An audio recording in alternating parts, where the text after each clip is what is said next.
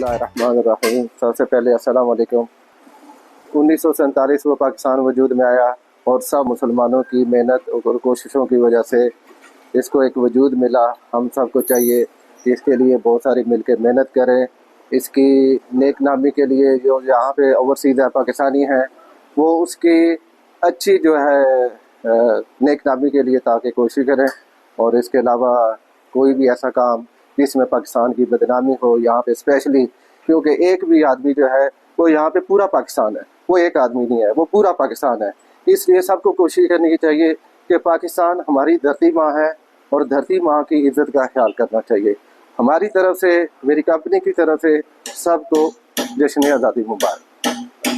पाकिस्तान जिंदाबाद।